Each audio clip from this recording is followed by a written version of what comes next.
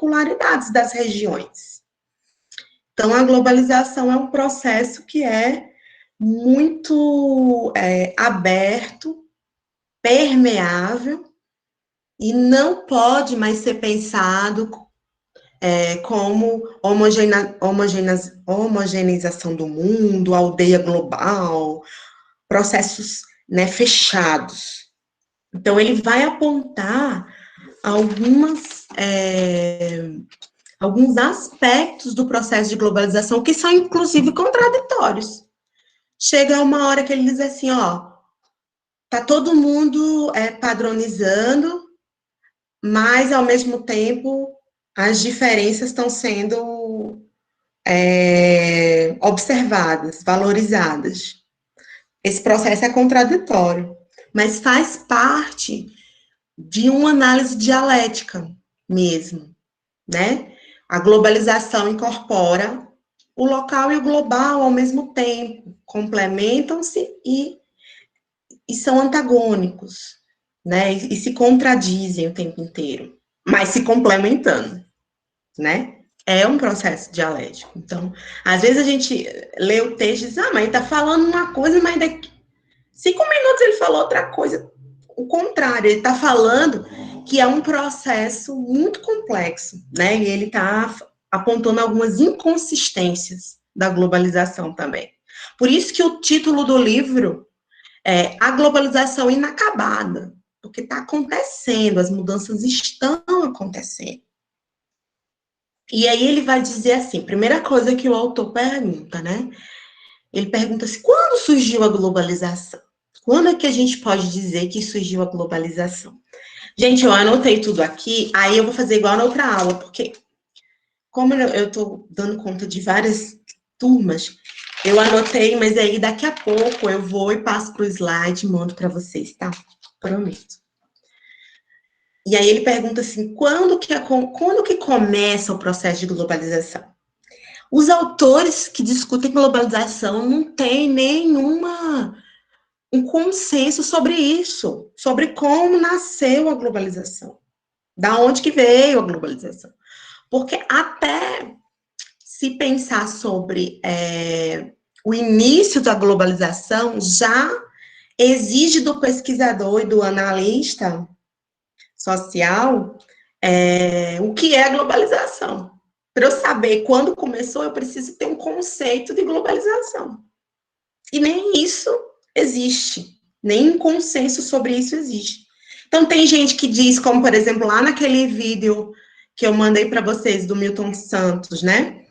Que diz que a globalização nasceu com as grandes navegações no século XVI, aí em diante. Outros dizem que é um fenômeno do século XX, com o advento da internet, das comunicações. Outros dizem que é um fenômeno que é do século XXI, enfim. Nenhum consenso sobre onde que nasce a globalização se tem, né? Aí ele vai dizer assim, vai dar uma pista aí pra gente, né? Ele vai dizer assim, quando a gente tem determinados autores enfocam aspectos da globalização. Então, dependendo de como de que aspectos os autores vão enfatizar, é que vai aí, de alguma forma, que esses autores vão chegar à conclusão de quando nasceu a globalização. Então, quando você, por exemplo, diz que a globalização, e analisa a globalização a partir do aspecto econômico, ou seja, a partir do momento em que há uma unificação da economia, ou a partir do momento em que há um contato econômico entre as nações, né, um fluxo de mercadorias, por exemplo, ou até processos de exploração, a gente pode dizer que isso é antigo, que esse contato econômico entre as regiões, entre os países, entre as nações e os processos decorrentes disso, como acordos comerciais ou até colonizações e imperialismos, são processos antigos. Então, se a gente for olhar pelo ponto de vista econômico, ele vai chamar atenção para isso, ele vai dizer que a globalização, ela realmente está certo. O pessoal que trabalha com essa perspectiva econômica da globalização está aí pensando nas grandes navegações do século XVI, já existia globalização. O Brasil foi descoberto aí em plena globalização, promovida pelas grandes navegações e os processos de exploração de novos territórios, né, no século XVI. Então, descoberta, assim, bem entre aspas. Então, nessa perspectiva econômica, a globalização é antiga, né? Mas ele vai dizer, sim, mas os autores não podem, né? E ele vai chamar atenção para isso, que os autores não podem se deter apenas na globalização na perspectiva econômica, porque a gente vai deixar de lado um processo de mudança que a gente está vendo que se intensificou a partir do século XX. Então, ele vai dizer, olha, só priorizar o econômico é uma abordagem, é legítimo, mas deixa aí de fora alguns aspectos que a gente deveria considerar, né? Concordo em partes, mas é isso.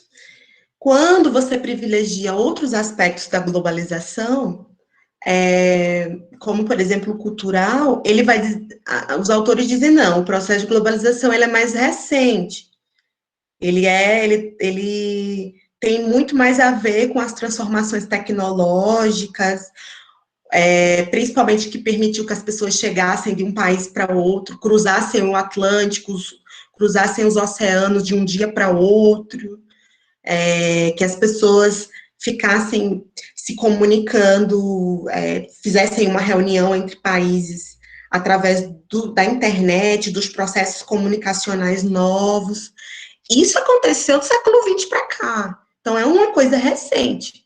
Se a gente for observar do ponto de vista cultural, do ponto de vista até demográfico, a gente vai ver que é um fenômeno mais recente, né? Então, o que ele vai dizer é que cada autor vai privilegiar determinados aspectos do processo de globalização, né? Então, isso também vai definir como que a gente vai, primeiro, entender o que é globalização. O que é globalização? É apenas fluxos econômicos? É apenas transações comerciais? Ou transações comerciais dentro de um cenário de troca cultural mais intensificada, né? Então, ele vai dizer que geralmente os autores enfatizam determinados aspectos, e o que ele está propondo é que, mesmo com as dificuldades, a gente tentar entender a globalização no ponto de vista mais complexo, né? E aí ele vai se colocar ali como alguém que está chamando atenção, como pesquisador, para alguns aspectos culturais da globalização. Então, se a gente for pensar, e ele vai dizer, é um enfoque, né? A gente pode pensar dentro do ponto de vista que a gente estava trabalhando nos últimos textos, que é pensar o processo, o regime de acumulação neoliberal, toyotista. A gente pode dizer o quê? Nessa perspectiva econômica, que a globalização é resultado disso. A globalização é cria do neoliberalismo. Pode. Mas isso é um enfoque de análise. É cria do neoliberalismo, se intensifica a partir dessas mudanças do próprio modelo de produção e também das mudanças, inclusive, do Estado, que se abre para o mercado internacional. Isso também é fator da globalização. Mas o que ele vai dizer? Vamos além disso, vamos pensar outras coisas, vamos pensar aspectos que são culturais, né? Vamos além disso. Então, ele vai dizer assim, que é um pouco a pergunta que eu coloquei para vocês lá na nossa atividade, vai dizer assim, existe, antes do que a gente chama de globalização, existe o quê? Internacionalização da economia. Isso aí, ó, é lá nas grandes navegações. Internacionalização da economia é uma coisa, ele vai dizer transnacionalização é o quê? É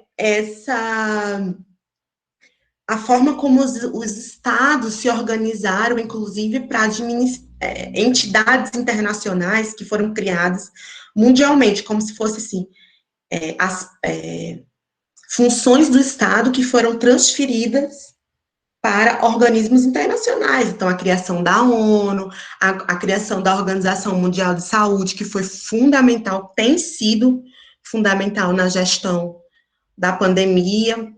Enfim, isso aí ele chama de transnacionalização, que é o quê? Algumas funções que eram dos Estados nacionais passam para organismos internacionais. Isso é transnacionalização, que é outra coisa. A globalização é algo maior, é um processo que envolve mudanças não só no âmbito econômico e político dos estados, mas no nosso modo de vida. É isso que ele está dizendo, né? A globalização mudou as nossas relações. Em alguns países, de uma maneira, algumas culturas, de uma maneira mais forte, em outras culturas, de uma maneira mais moderada, né? Dependendo do grau de abertura dos países. Então, ele vai dizer que a globalização é tudo. É internacionalização da economia também, é transnacionalização do Estado também, mas, além disso, é um conjunto de processos culturais que fazem com que os indivíduos, que as coisas sejam produzidas sem pensar numa cultura local, sem ter um terreno nacional. Então, por exemplo, antigamente você consumia um chocolate. Então você dizia, olha, que esse chocolate é belga, esse chocolate é italiano, esse chocolate é suíço. É isso que ele está falando. Quando você, nesse processo de globalização, você olha o chocolate, você não quer saber de onde ele não tem um território nacional. Ele é o chocolate de determinada marca. Essa marca do chocolate, ou a marca do tênis, lá vai eu com a Nike de novo, Adidas, Puma, essas marcas não são mais vinculadas a uma nação, a um país. Né? Quando eu penso em Nike, quando eu penso em McDonald's, quando eu penso em... McDonald's nem tanto, mas quando eu penso numa marca mundial, eu não estou vinculando a marca mais a um território nacional. Né? Então, por quê? Porque essas empresas criaram padrões de consumo internacionais. Então, não há necessidade de você ter a vinculação desse produto a um país. Então, a gente nem sabe qual que é a sede da Nike. Não importa. O tênis é o mesmo aqui na China, nos Estados Unidos. Então, ele vai falar que a globalização, se eu estiver muito rápido, vocês me dão um toque, que a globalização envolve o que ele chama de desterritorialização. Não há vinculação de comportamentos, de produtos, de estilos musicais, de estilos... enfim, de moda, não há vinculação mais desses padrões a um território nacional. E por isso que ele diz que a globalização envolve a desterritorialização. Isso é um aspecto importante que vai contribuir para sustentar o argumento dele que globalização é uma coisa nova. na medida em que envolve esse processo de desterritorialização. Ele vai dizer, as fronteiras geográficas se tornam mais porosas. Os gostos e os costumes não obedecem mais um padrão nacional, cultural, né? E isso não existe mais a vinculação entre o produto e o território. É isso que ele está falando. E aí ele está dizendo, né, que não, quando você padroniza o consumo, padroniza as mercadorias, você também tem que padronizar a necessidade de comprar a mercadoria. Você tem que padronizar os gostos. Não adianta a Nike colocar um produto que é um produto internacional. Ela precisa criar nos indivíduos a necessidade de ter aquela mercadoria, né? Então, ele vai dizer que há um processo de fabricação, de padronização dos gostos de consumo, sem se vincular necessariamente a um território, né? Esse processo, ele diz que é diferente, é recente, e que, de alguma forma, isso está acontecendo com mais força hoje, né? Então, é um processo que é simbólico também. E é também um processo que envolve mudanças estruturais, como, por exemplo, a tecnologia. Sem a tecnologia, você não tinha, você não teria possibilidade de padronizar como as coisas, os gostos, os costumes, os produtos, como é feito hoje. Então, eu, por exemplo, estou acompanhando a gente está acompanhando séries, sei lá, na Netflix, no mesmo ritmo da galera da Europa. Por quê? Porque a gente tem uma plataforma igual, a gente alcançou um nível de tecnologia que permite que a gente esteja assistindo as mesmas coisas em territórios diferentes. Então, essa tecnologia facilitou o processo de globalização. Isso é uma mudança recente também, porque a internet é uma mudança recente, né? Recente, se a gente for pensar aí nos autores que dizem que a globalização começou no século XVI. Essa intensificação da globalização, ela é recente. O uso de tecnologias, o uso da internet é um fenômeno recente, né? Eu não sou tão velha assim, só um pouquinho, até porque não chegou nem a minha idade de vacinar, então já demonstra que eu não sou tão velha assim, né? E eu passei, assim, 70% da minha graduação sem computador.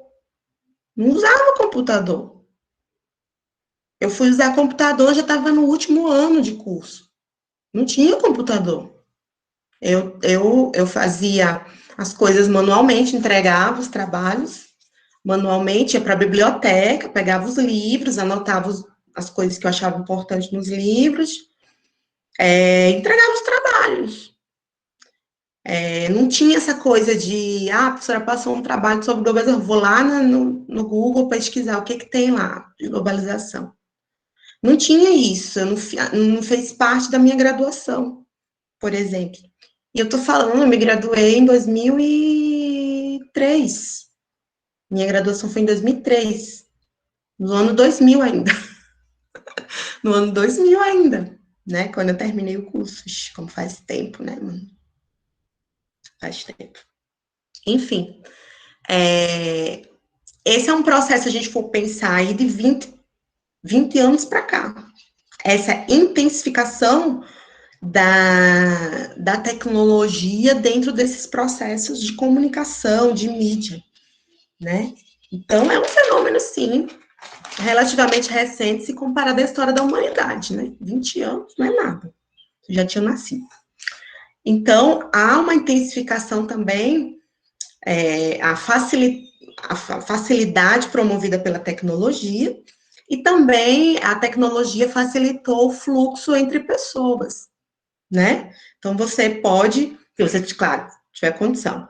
Então, você tem um turista, pode sair do Brasil e chegar 12 horas depois do outro lado do Atlântico, né? Há algum tempo atrás, estou falando do século passado, a gente demorava o quê? Meses para cruzar o Atlântico, né? Esse fluxo de pessoas promovido pela tecnologia também, nos transportes, é um fenômeno recente, então ele está chamando atenção para isso. Existem questões que são recentes, né? Que mudaram dos 20 anos para cá, né? E aí ele está dizendo que, aí ele está falando, né, que a globalização, ela é um processo cultural, ela é mediada pela tecnologia, é facilitada pela tecnologia, pelas mudanças de produção, pela mídia de uma maneira geral, mas ela envolve também contradições. Então, por exemplo, quando eu digo, eu não posso generalizar esse processo e dizer assim, há uma intensificação do fluxo de pessoas no mundo. Tudo bem, as pessoas conseguem chegar aos locais de uma maneira mais rápida. Mas quem são essas pessoas?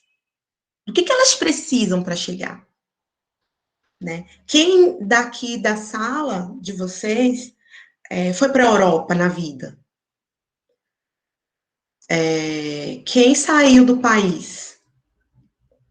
Quem saiu da sua fronteira regional, do seu espaço regional? Não precisa falar, mas assim, eu sei que foram poucas pessoas, né? Eu lembro que que não tem mais esse programa na UFAM, mas eu tinha um programa que permitia que os alunos fossem para eventos, né? Se inscrevessem em eventos. E eu lembro que a gente escreveu, eu escrevi 3 orientandas minhas. A Vitória está indo de Itacoatiara para Parintins, né, Vitória? E eu escrevi 3 alunas minhas e a gente foi no congresso em Salvador. Hoje elas já são formadas, né? A Vanessa, ela é de Santarém, né? E tem as outras meninas que são de Parintins mesmo, hoje já trabalham e tal. Mas elas foram para Salvador e a gente foi junto, a gente ficou no mesmo quarto, né? E foi uma experiência incrível, porque elas nunca tinham saído do estado. E foi uma experiência muito incrível, como ela descobriu novos gostos, sabores, a comida, as pessoas. Foi muito legal acompanhar, assim, esse contato, né? Acho que é importante que vocês depois que passar, que o mundo voltar, né?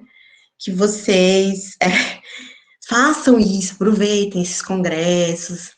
Os meninos tinham grana, mas sei lá, inventava, fazia, participar desses editais, não dava, vendia pizza, fazia alguma coisa, dava um jeito. Mas eles iam, né? Era uma coisa que é importante para a gente ampliar nossos horizontes. Mas assim, quem é que pode fazer isso? Quem é que pode? Aí quando a gente fala de globalização, a gente está falando, mais uma vez, vou pegar as palavras do autor, intensificação do fluxo de pessoas. As pessoas podem sair do país em 12 horas. Como é que a gente viaja? Geralmente a gente viaja à noite, né? Para fora. Então a gente viaja, pega o avião, sei lá, 10 horas da noite, e no outro dia de manhã a gente está na Europa, né? Geralmente esses voos internacionais são 12 horas. Rapidinho, de um dia para o outro, você amanhece em outro país. Mas quem são as pessoas? Né? Ele está dizendo quem pode. Que quando a gente generaliza, que diz que intensificação do fluxo de pessoas, fica parecendo que as pessoas têm as mesmas possibilidades. E ele está dizendo, opa, peraí, esse processo não pode ser generalizado. Porque você tem inovação tecnológica, você tem avião, você tem... Mas quem é que pode usufruir dessa inovação tecnológica? Então, ele está dizendo assim, quando a gente fala que existe um grande fluxo internacional de pessoas para cima e para baixo, eu posso estar aí na China, eu posso... Mas existe também um processo de exclusão de determinadas parcelas da sociedade, de determinadas parcelas da população. Então, quem é que pode estar no outro país? Quem tem grana, velho. Quem pode pagar, por exemplo, 7 euros. 7 euros, praticamente. Aliás, 7 reais, 1 euro. 1 euro. Então, assim, quem é que pode estar dentro desse fluxo de pessoas que se fala tanto no processo de globalização, né? Quem é que a globalização exclui? Se a gente for pensar na globalização como esse fluxo de pessoas. Quem é que está sendo excluído desse processo? E aí ele vai chamar atenção, peraí, não generaliza as pessoas, se a gente for pegar no Brasil, quem é que sai do Brasil e vai visitar a Europa e vai visitar os Estados Unidos, se você for ver a porcentagem dessas pessoas e de que classe elas são, qual é o poder aquisitivo dessas pessoas, a gente vai dizer que é uma minoria de uma minoria. Então, como é que a gente pode falar de fluxo intenso entre pessoas do mundo? Quem são essas pessoas? Da onde elas são? De que classe elas são? Né? Então, é uma coisa meio fantasiosa achar que a globalização está acontecendo de maneira homogênea. E ele está dizendo, não,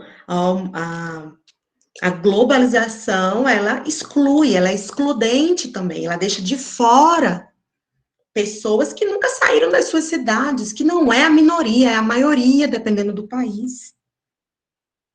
Né? Então, ele vai chamar atenção para essas contradições.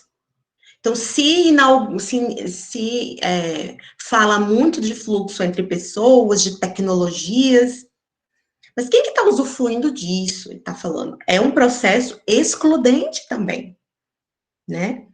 E é importante que a gente foque, principalmente da nossa área, que a gente foque nessas contradições dentro desse nosso modelo, desse nossa abordagem do materialismo histórico. Então, assim, essa ideia de associar a globalização ao fluxo de pessoas somente deixa de fora aspectos contraditórios e excludentes. E a gente tem que estar o tempo inteiro policiando esses discursos sobre a globalização, né, chamando atenção para esses aspectos.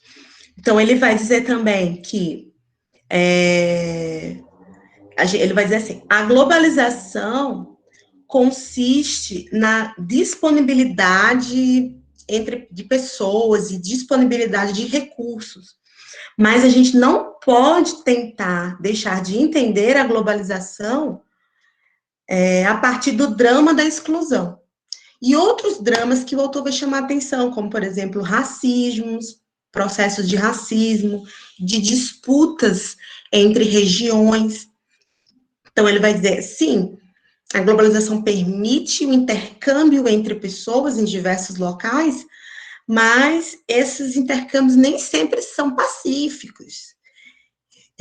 Você tem, por exemplo, estigmas, estereótipos dos próprios migrantes, dos próprios imigrantes. Esse fluxo aí de imigração entre países também contém determinados aspectos excludentes. O racismo, a xenofobia, são aspectos que muitas vezes não são discutidas por quem está analisando a globalização. Isso é um efeito colateral, é uma contradição do processo. Então, enquanto a gente está enxugando as fronteiras, ampliando aí as fronteiras, a gente também tem atitudes extremamente racistas, xenofóbicas, né, que são resultados também do processo de globalização. Ele vai dar o exemplo, por exemplo, do tratamento dos cubanos lá em Miami, né, que são chamados de gusanos, né? O que é o gusano, traduzindo? É uma chacota, significa vermes, né? Os vermes, gusanos, os gusanos, quer dizer, é um tratamento pejorativo que é dado aos imigrantes cubanos, por exemplo, né? E a gente sabe de todos os processos aí xenofóbicos no mundo inteiro, né? Aqui no Brasil, por exemplo, em relação aos venezuelanos, né, que migraram para o Brasil buscando aí sobreviver, né? Que em alguns países, e no caso da Venezuela especificamente, né, houve uma migração em massa para o Brasil como uma alternativa de vida, né? Tinha gente que não conseguia, mandava as crianças, né? Tinha gente que não conseguia, sair com a roupa do corpo, né? Dia desse eu tava, aliás, quando eu tava vindo, né, pra cá, eu tava tendo uma roda de pessoas da TAM, né, dessa companhia aérea, discutindo com o venezuelano, porque ele não tinha uma mala, ele tava colocando a roupa para despachar num saco de lixo, ele tava colocando a roupa num saco de lixo, ele dizia, eu não tenho, tava tentando explicar, né, eu não tenho mala. E aí a mulher tá falando, você não pode despachar esse saco de lixo. Foge das regras de bagagem, de despacho. E tava uma roda de funcionários da TAM, né, abordando aquele venezuelano, que provavelmente ele conseguiu a passagem, mas ele não tinha uma mala para botar a roupa, ele colocou dentro do saco de lixo, deu um nó, tá aqui, minha roupa, minha mala tá aí, despacho. Ele dizia, não, a gente não pode, a regra internacional de bagagem está fora do padrão, assina esse papel, você tem que buscar uma mala, uma caixa. E o cara falou, velho, não tenho nada, eu tenho uma muda de roupa, né? E estava tentando explicar isso para as aeromoças lá, para o pessoal que estava despachando, e eu estava vendo aquilo, e outras pessoas, o quanto aquilo é perverso, né? E aquilo me doeu muito, né? Então meu filho perguntou, mãe, o que tá vendo? Por que tá todo mundo ali? Eu falei, eles estão resolvendo um problema, filho. Mas aquilo ali me doeu muito, porque acho que é também resultado, né, de como a gente está abordando o outro, né? Ao mesmo tempo, como a gente recepciona o estrangeiro, e a diferença entre o estrangeiro que vem para sobreviver e o estrangeiro que vem para gastar, né? Esse tratamento diferenciado também, e esses nossos resquícios xenofóbicos também aí, na nossa cultura, né? E aí, no caso desse tratamento com os venezuelanos, mas existem também outros tratamentos dos próprios brasileiros que estão em outros países, muitas vezes. Ou seja, o processo de globalização, ele não é completamente pacífico. Eu não acredito que já vai dar 5 horas, não. Que ódio, velho, não falei ainda nem. O processo de globalização, ele não é completamente pacífico. Ele tem como efeitos exclusão, xenofobia, racismo de diferentes formas. Então, ele é um processo de idas e vindas, de contradições. É isso que o autor está querendo colocar, né? Esse é um ponto. O outro ponto, quando a gente fala de globalização, a gente fala de aspectos que padronizam as relações, que padronizam as culturas, né? Mas ele vai chamar a atenção que muitas vezes a diferença regional, ela é também utilizada pela globalização, ela é apropriada pela globalização, pelo próprio mercado. Então, ele vai dizer assim, a diferença pode ser apropriada pelo mercado global. Por exemplo, a Coca-Cola, né? Teve uma frase aqui, tá aqui, ó. A Coca-Cola e a Sony, ele tá colocando, até coloquei uma parte disso lá no na atividade de vocês. A Coca-Cola e a Sony estão convencidas que a globalização não se trata de construir fábricas apenas, mas a globalização em todo o mundo quer conseguir transformar em parte viva, se transformar em parte viva de cada cultura. O que ele quer dizer com isso?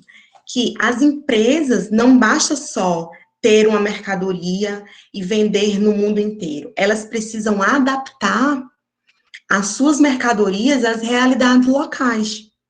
Então, muitas vezes, essas diferenças entre os países são, o mercado começa a se adaptar a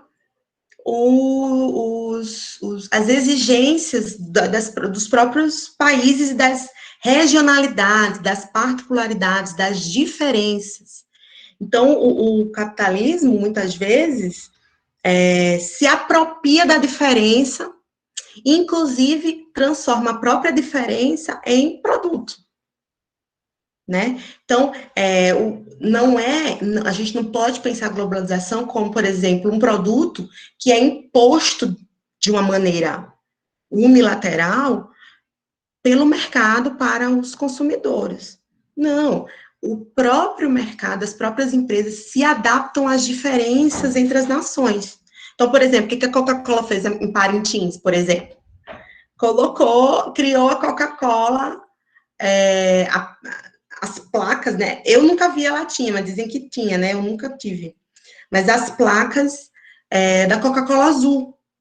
E aí, o que ela usou? Pela primeira vez, a Coca-Cola azul, respeitando a tradição dos bois bumbás de Parintins, né? O que é isso? O que significa isso? Significa o processo de padronização das mercadorias se adaptando às diferenças regionais. A diferença regional sendo adaptada pelo mercado, sendo incorporada pelo mercado. E aí eles nunca vendem tanta Coca-Cola como no festival. Especialmente se colocar a latinha azul lá para vender da Coca-Cola, vai vender que nem água. Né? Eu nunca comprei, porque eu nunca vi, mas eu vi a placa, né? Mandei a placa. Eles não colocam na Avenida Amazonas a placa da Coca-Cola lá, né? Aí eu tirei uma foto da placa da Coca-Cola azul, né? E mostrei, mandei para os meus colegas e tal. E todo mundo ficou, ai, que bacana, que louco isso, não sei o quê. Quer dizer, é um processo de adaptação, né? E eu levava também a Brahma azul, até o Bradesco, né? Tem uma parte do banco que é azul, ou seja, os regionalismos vão sendo incorporados também pelo mercado. Então, a globalização não pode ser vista, isso é um grande mito, como a imposição unilateral dos processos, né, dos padrões, dos modos de consumo. Não, o mercado vai se adaptando e dançando conforme a chuva. E a música, né? Dançando conforme a chuva. Dançando conforme a música. Então, tá, vamos patrocinar. Por que a Coca-Cola está patrocinando um festival lá no interior do Amazonas, né? Porque ela vê potencial de mercado ali também, né? Teve uma época que só vendia Kaiser, né, de cerveja. Todo mundo comprava Kaiser ou Heineken, né? Não podia vender Brahma, só os piratas, né? Só no mercado negro clandestino. Mas lá no bombódromo, na praça pública, nos bares, era só Kaiser, Heineken. Gente, a Kaiser é da Coca-Cola. A Kaiser é a cerveja da Coca-Cola. E é por isso que só vendia Heineken, é por isso que só vendia... E me revoltava muito, por sinal. Por quê? Porque o que a Coca-Cola fazia? Dava um freezer, dava uma placa para os bares, lado vermelho, placa vermelha, lado azul, placas azuis da Coca-Cola, para que eles só vendessem aquele produto ali. Então, em Parintins, nunca se vendeu tanto produto da Coca-Cola como nos festivais. Não é à toa que mudar a cor da Coca-Cola tanto faz, eles querem vender, né? E eles vão se adaptando a essas particularidades, né?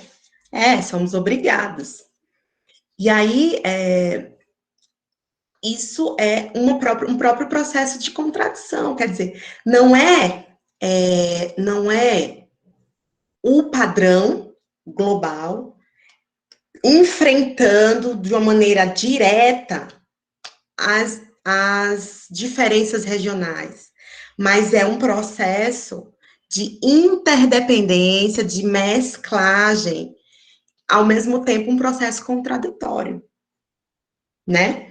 Então, ao mesmo tempo que a Coca-Cola patrocina o Festival Folclórico da Cultura, a Coca-Cola vai lá e quer comprar o Guaraná de Jesus do Maranhão, sem se importar com a cultura local, que deu que entende aquele refrigerante como parte de um símbolo da identidade daquela região, daquele estado. Tá nem aí. Ela quer porque sabe que os turistas vão lá e compram o Guaraná de Jesus e saem com várias latinhas para dar de lembrança. Então vai lá e fica pressionando para comprar o Guaraná de Jesus, a patente, né? E a fabricação. Ou seja, eles vão dizer que a própria diferença, as especificidades e as particularidades vão sendo apropriadas também, né? Então, não é que a globalização anula as formas diversas de comer, de vestir, de pensar. Não. Há um processo de adaptação.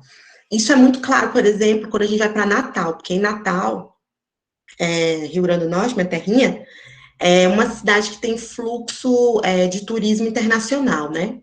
O pessoal vê Gringolândia, de que é a Gringolândia. Tem umas partes de Natal que só tem gringo, né? Digo lá, vai eu para Gringolândia. E aí, o que eles fazem? Tem uns bares, uns restaurantes chiques. Você entra num restaurante chiquérrimo na praia de Ponta Negra, que lá também a praia principal é Ponta Negra, como em Manaus, né? E aí ele vê, entra aqueles restaurantes com aqueles vidros, fumês maravilhosos. Aí você entra e você vê uma parede de barro. Sabe aquele barro batido que tem nas casas dos nordestinos? As casas de taipas, casas de barro, feitas de barro, que tem lá no sertão do Nordeste. Eles pegam e fazem uma parede com toda de barro, com aquelas frepinhas assim de madeira, fazem uma parede regional. Aí colocam uma lamparina, que o povo usa nos locais que não tem energia elétrica, aí coloca na parede o que mais? Coloca um chapéu de vaqueiro, coloca uma espécie de roupa de couro, uma sandália de couro, um chinelo de couro, ou seja, faz aquela decoração regional, pega os elementos que simbolizam, inclusive, a falta de recursos do povo nordestino.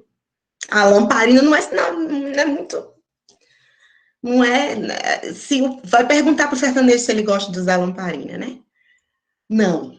Mas, enfim, eles colocam esses símbolos, né? Regionais para atrair os turistas. Então, fica aquele restaurante chiquérrimo, mas está lá a parede de barro, com as lamparinas penduradas, com as chinelinhas de couro e os chapéus de vaqueiro pendurados. Aí serve um cuscuz, né? Que é um cuscuz adaptado, cuscuz lá da Juliette. Quem já precisou de lamparina não esquece.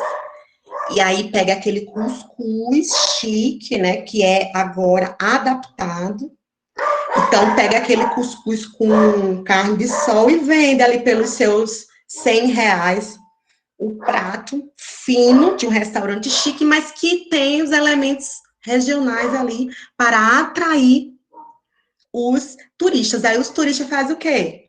tira uma foto com um chapéu de vaqueiro, né? Fingindo, aí bota a carinha lá, fingindo que é lampião. Isso é turismo internacional. Da mesma forma que vem aqui, que vem em Parintins, bota um cocazinho e fica assim, né? Tira foto. Assim, né? Os regionalismos apropriados, adaptados às exigências do mercado. Isso é globalização. Isso é valorização da cultura? Não necessariamente. Isso é mercantilização também, né? Ao mesmo tempo que isso traz uma certa valorização de alguns elementos culturais, mas contraditoriamente, isso também coopta, né? Os elementos regionais, fazem com que os elementos regionais não sejam símbolos de resistência, mas sejam símbolos de um processo de adaptação ao mercado, né? E isso é um processo contraditório. A globalização é contraditória. É isso que o autor quer mostrar. O local, os elementos locais são ressignificados, eles renascem, eles são reelaborados, né, nesse processo. Então, quando a gente chega lá, quando o cara chega lá de biquíni, quando a menina, o cara lá de sunga, bota o cocá para mostrar o peitoral, né? Fica só de sunga e vai andar de triciclo, né? Lá em Parintins, fica lá o dia inteiro de triciclo e o cocazinho passando lá, mas um final de semana no outro ele entra lá na Mercedes dele e passa a semana no carrão dele no ar-condicionado. Isso é turismo. Eles, ai, passei um dia de indígena, coloquei um cocá, né? Fui andar de triciclo, vivi a cultura. O turismo, ele trabalha também com isso, né? Com essa ressignificação do local também. Então, ele vai dizer que existem esses elementos que são elementos contraditórios. E nesse processo, você tem a globalização permite, um pouco que ele chama de permeável. Ela não é a imposição fria e calculista do padrão global, mas ela permite, ela é permeável. Quando ele diz que é permeável, ele está dizendo assim, o cachorro falou, permite a incorporação de elementos da diferença, dos regionalismos, dos particularismos, né? A própria noção de cultura, a própria noção de cultura é repensada. Aquela noção de cultura da antropologia como algo ali, uma parte da antropologia, né? Como algo fixo, a globalização passa a repensar. As culturas estão se modificando também pelo contato com elementos de outras culturas, de outros países, de outros costumes, né? Então, a cultura vai sendo ressignificada nesse processo também.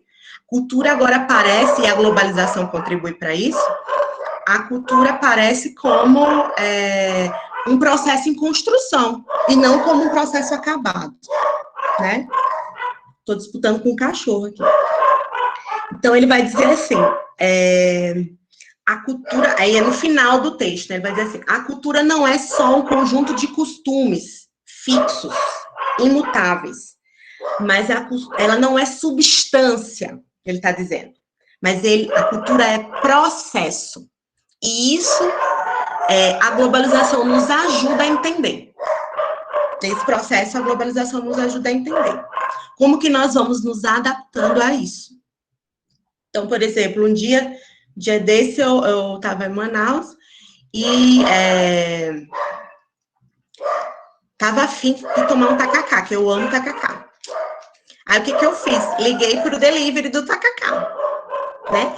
E quem sabe a história do tacacá sabe que as bancas de tacacás, tatacazeiras, o fato de você estar ali tomando, ai, nem fala, tô com saudade, tomando na cuia, sentando em roda, lá na sua cuia, conversando e socializando, o tacacá e a banca de tacacá tem uma questão ali para além da comida, né? Tem uma questão cultural de sentar no final da tarde, de pegar a cuia. Eu já percebi, né, gente, que é como se fosse uma coisa meio terapêutica também. Tomar o tacacá ali, numa roda, e também ao ar livre, e a tacazeira representando isso também. Então, tem um elemento muito mais complexo. Só que, como é que ele chega, né, nas metrópoles, nas cidades, e é adaptado? E a cultura se adapta a isso. Isso existia em Manaus também. Mas a cultura vai se adaptando, nessa dinamicidade. Não estou dizendo que é bom ou que é ruim, estou dizendo que acontece, que né? E aí, eu estava com vontade de tomar, né? Aí eu fui pedir um tacacá. Aí, como é que veio? Vou dizer para vocês. Sabe quando você toma aquele sundae o sundae, aquele sorvete que vem assim? Vem o sundae, aí vem uma tampinha em cima, aí dava lá o jambu. Então, vem o caldo do tacacá, aí vem uma outra marmitinha por cima, vinha a goma, aí tinha outra marmitinha por cima, vinha o jambu, aí tinha um negócio assim, que é tipo aquela tampa de sundae, assim, por cima, e tinha o camarão. E era aquela tampa ali, aquele formato de sundae, uma gourmetização. Eu olhei para aquilo ali, se a gente fosse misturar tudo, tinha um gosto próximo. Mas aquilo não era tacacá. Aquilo era goma, mais caldo, mais jambu, mais camarão e um palitinho do lado, assim, pendurado. Mas aquilo não era tacacá. Porque tacacá não é só a mistura dos ingredientes. Existe um elemento que é simbólico e cultural também, né? Então, há um processo de adaptação, né? E em Manaus isso já está tá bem forte, né? Você vê, assim, várias opções de tacacá. Eu quero tomar um tacacá, mas eu estou pedindo no delivery. O cara não vai trazer uma cuia, mas ele vai adaptar e o próprio mercado local vai adaptar. A gente quer tomar sempre na cuia. Até na pandemia também, não sei se vocês pediram em casa, mas eu pedi e veio na marmita de isopor. O tacacá, broxante completamente, né? Até comprei depois uma cuia. Aí peguei um negócio que tava lá na marmita, joguei dentro da cuia. Primeiro peguei a marmita, esquentei no micro-ondas, ficou quentinho, aí eu fui e coloquei na cuia e fiquei lá fingindo que tava olhando o rio e no tacacá, tomando tacacá lá. Ou seja, os próprios costumes e os aspectos da cultura, gastronomia, aspectos que eram simbólicos também, vão obedecendo a essa dinâmica, que é uma dinâmica de padronização. Então, o que ela fez?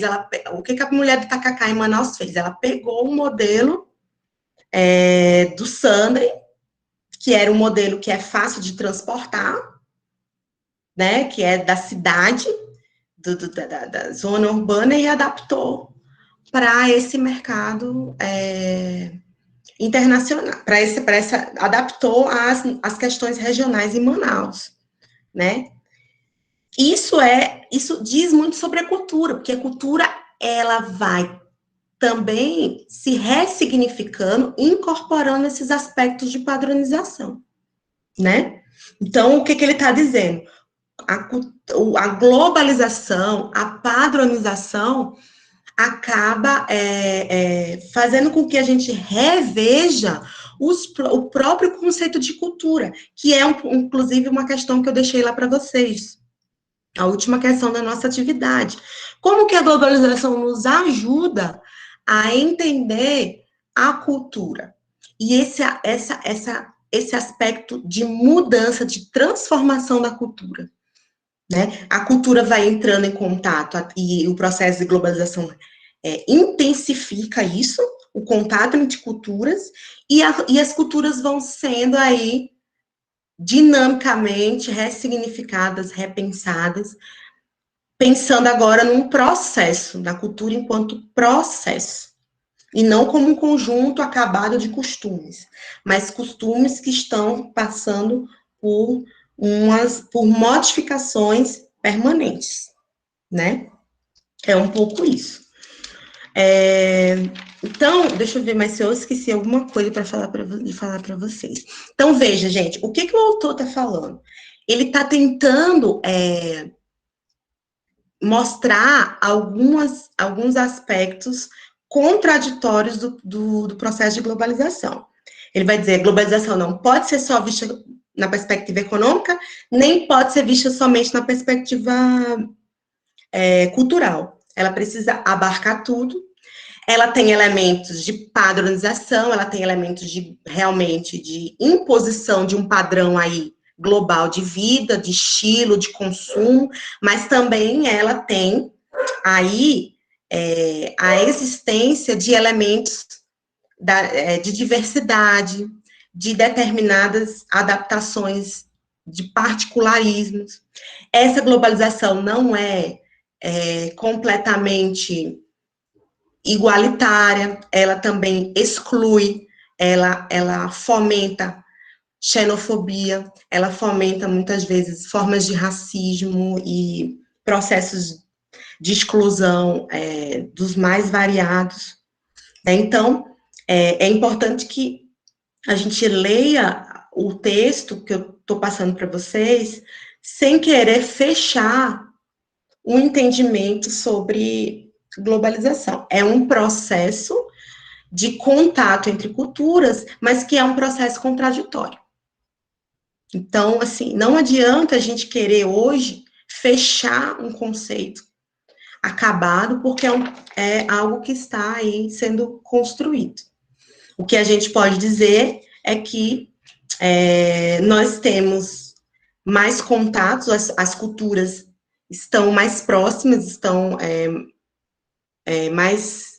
Há um intercâmbio muito grande entre culturas, mas, ao mesmo tempo, cada cultura vai ressignificar, como diz a Lumena, ressignificar da sua forma, de acordo com a sua particularidade, aquilo que vem de fora, né? Então, eu chamei atenção para esses aspectos, tá?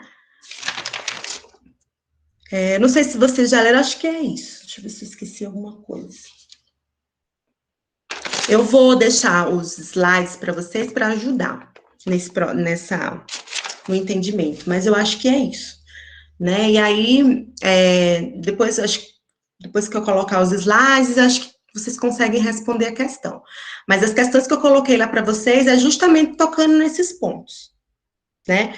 Em relação ao texto do Ottaviani que a gente viu aula passada, eu quis que vocês... Vou mandar, Dai. Eu quis que vocês colocassem como que o autor vê as dificuldades que as ciências sociais têm hoje para discutir globalização, quais são as propostas do autor, e as outras questões, justamente falando aí desses processos contraditórios da globalização. Então, eu passei para vocês essa atividade com base nesses textos. Eu vou passar esse material complementar aí, vou digitar para vocês hoje à noite, e eu acho que vai dar para vocês responderem e entenderem o conteúdo. Se vocês acharem que não dá, professora, não estou conseguindo responder, não estou conseguindo acompanhar, me chamem, dê um toque para mim que a gente tenta fazer uma atividade extra, tá? Um encontro a mais, enfim. Então, assim, vejam se vocês conseguem responder as questões que eu coloquei, e se vocês não conseguirem, vocês me dêem um retorno, tá bom?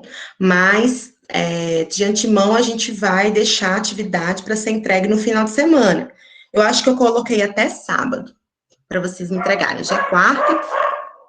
São questões pequenas, não precisa fazer um tratado sobre isso, não. Então, vocês entregando até o domingo já tá bom, tá? Vocês têm esses dias aí para fazer. Alguns já até leram e já tem mais facilidade para responder, tá? Na nossa discussão de sexta-feira, a gente vai fechar com a questão dos movimentos sociais, mas aí eu vou passar uma atividade para vocês me entregarem na semana que vem. Vou conversar com a Delson e contar para eles que vocês têm um trabalhinho pendente, mas que não vou passar nada de muito trabalhoso para vocês, não, pode deixar. Tá bom, gente? É isso. Deixa eu pegar. Vocês querem falar alguma coisa com a tia?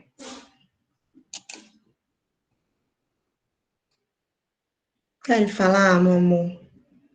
Tá bom.